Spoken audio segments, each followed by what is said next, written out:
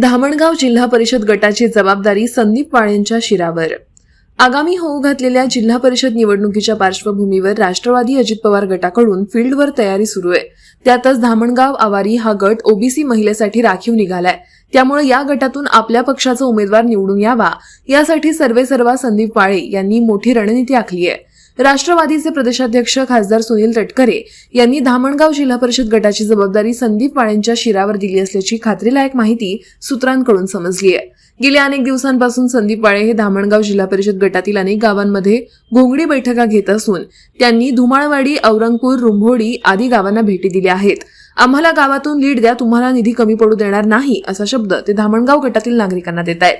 संदीप वाळे यांचं मतदारसंघात मोठं संघटन असून 2024च्या विधानसभा निवडणुकीत आमदार लहामटे यांच्या विजयात त्यांनी सिंहाची भूमिका निभावली आहे। त्यामुळे पुन्हा एकदा ते आपली ताकद दाखवून देण्यासाठी धामणगाव आवारी गटात फील्डवर उतरले आहेत। खास अकोलेकरांसाठी हॉटेल AFC घेऊन आलं आहे रुचकर व स्वादिष्ट जेवणाची अप्रतिम मेजवानी।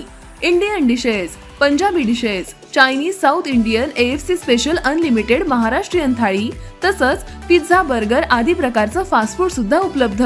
फॅमिलीसाठी स्वतंत्र बैठक व्यवस्था तसंच बर्थडे पार्टीसाठी स्वतंत्र हॉल उपलब्ध।